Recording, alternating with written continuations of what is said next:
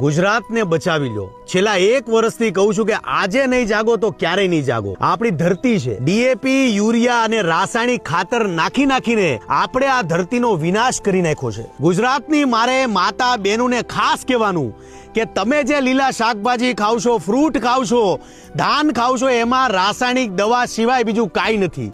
અત્યારે હાલત આપણી એ છે કે ગુજરાતમાં કેન્સરના રોગો ઘરે ઘરે પ્રસરી રહ્યા છે અને યાદ રાખજો, જે લોકો અતિશય દવા છાંટી રહ્યા છે એ પાપના ભાગીદાર બની રહ્યા છે।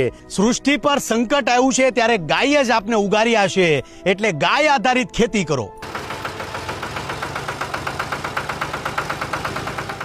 200 લીટરના 2 કેરબામાં આજે હું બનાવું છું ઓર્ગેનિક ખાતર, અને ઓર્ગેનિક ખાતર બનાવવા માટે આ 12 વસ્તુ આપણા માટે વરદાન છે।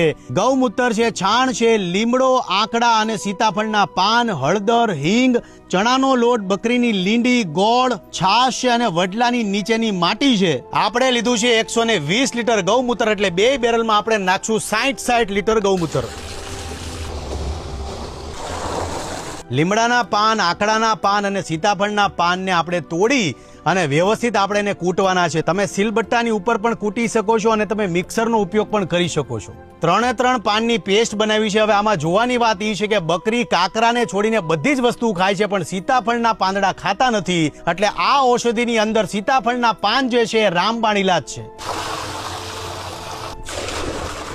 બકરી બધી જ વનસ્પતિ ખાય છે, એટલે બકરીની લીંડીમાં બધા જ પોષક તત્વો રહી છે, એટલે 2 બેરલમાં આપણે અડધી બકરીની લીંડી નાખશું।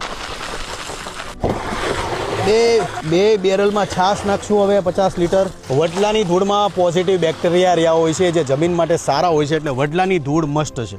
40 કિલો ગોળ નાખશું આપણે,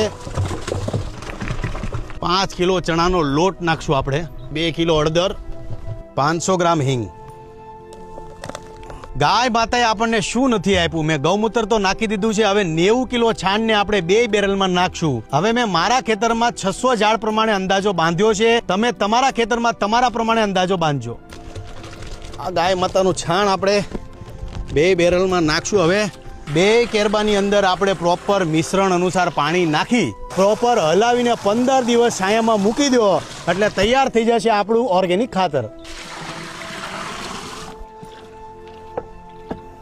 છાણિયું ખાતર તાજું અને લિક્વિડ ફોર્મમાં હોય તો વધારે સારું લાગશે। વાર પણ આવશે મજા। તાત્કાલિક રિઝલ્ટની આશા જરા પણ ન રાખવી, બાકી રિઝલ્ટ આમાં 100% છે। 2 હાથ જોડીને વિનંતી કરું છું કે ડીએપી છે, યુરિયા છે કે રાસાયણિક ખાતર નાખીને પાપના ભાગીદાર બનોમાં ઈશ્વરનો ડર રાખીને પ્રાકૃતિક ખેતી તરફ વળો। જય માતાજી, જય શ્રી કૃષ્ણ।